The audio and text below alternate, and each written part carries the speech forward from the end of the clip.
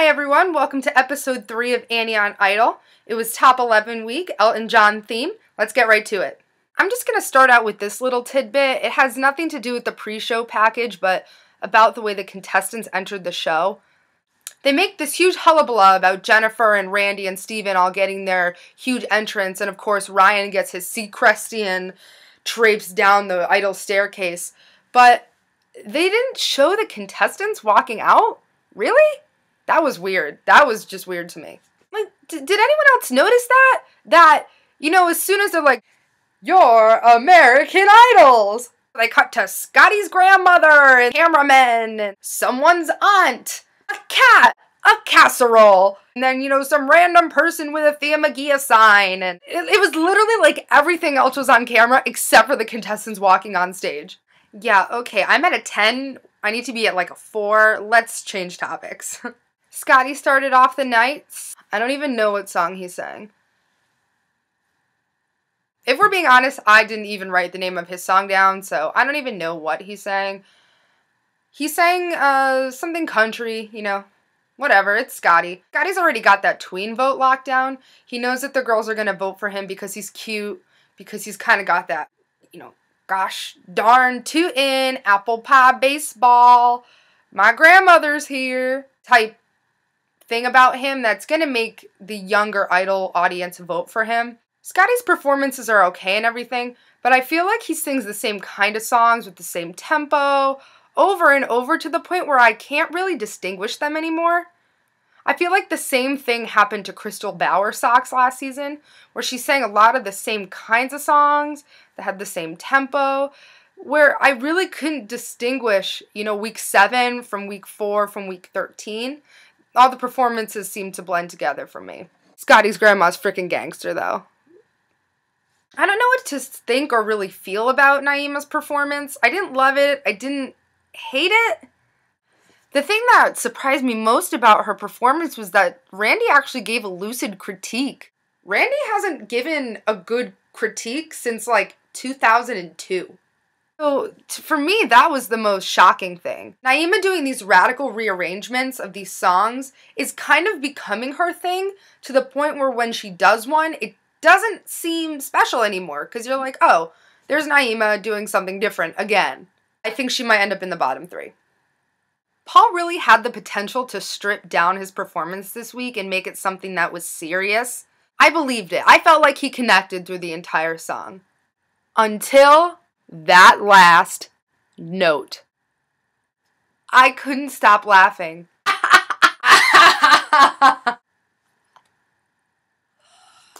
He made. The face he made. Like, that's the only thing I remember about that song. Like, it just took me out of it. It would have been a great performance had he not made me laugh so hard. Pia is one of my favorites, and I was kind of disappointed to see that she'd come out with a ballad today. The 13-year-old Clay Aiken fangirl in me just wasn't happy to see her choose that song. I'm not a Claymate, but I recognize Clay's performance of Don't Let the Sun Go Down on Me as the single greatest wildcard performance ever.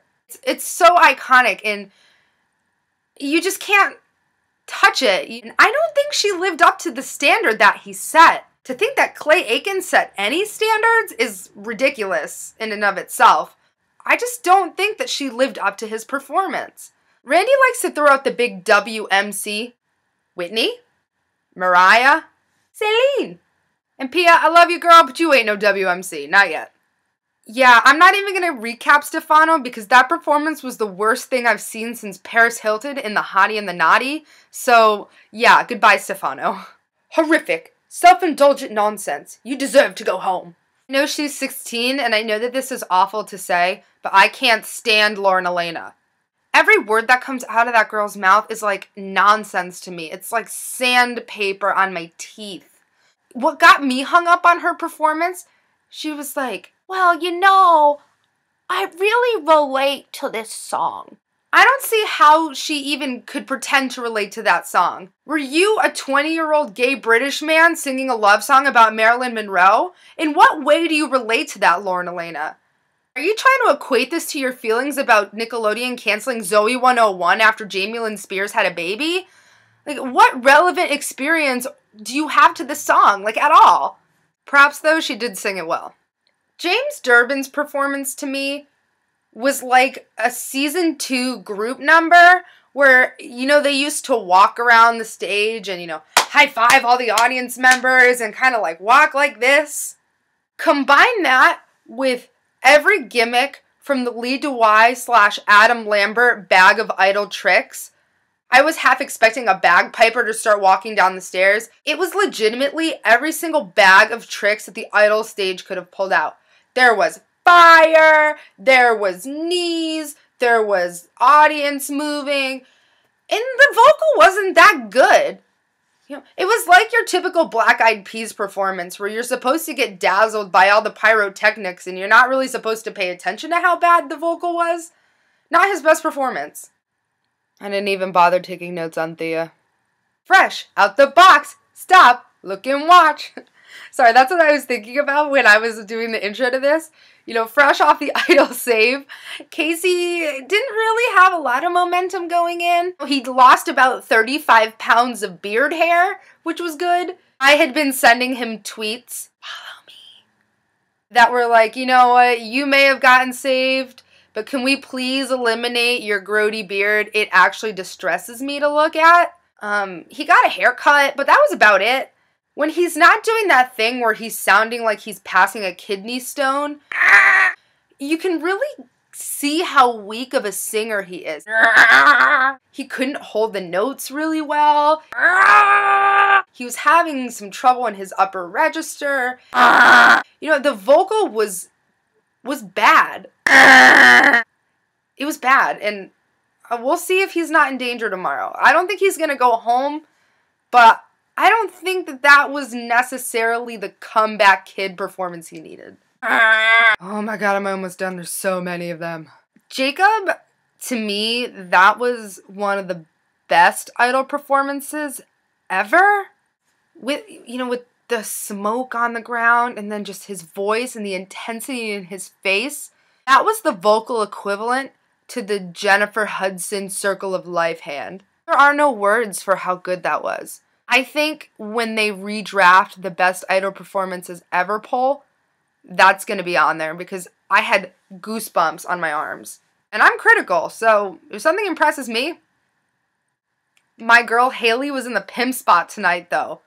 That was something I never thought I'd say, but I thought she did a great performance. And I know I get on Casey for the growling, but I think it worked for her in this song. It sounded really good. Could anyone else but me, though, tell that she had been trying to dismount that piano for about 30 seconds before she actually was able to? She looked great, she sounded great, and I think that people are finally hopping on the Haley train. She's amazing, and she totally deserves to be there. My life is finally starting to catch up with me, so not so many interludes this time, but that concludes tonight's episode of Annie on Idol. If you have any questions or you want to leave some comments, definitely feel free to leave them below. Subscribe, that'd be totally awesome. If you want to follow me on Twitter, I'm going to try to figure out how to put a button. If you see something pop up, it's because I've succeeded. I will see you all tomorrow for the results show. We got 2 going home. Who do you think? Personally, I've got Thea and Stefano. Outzo. But leave your comments, leave your predictions below. Let me know. See you tomorrow.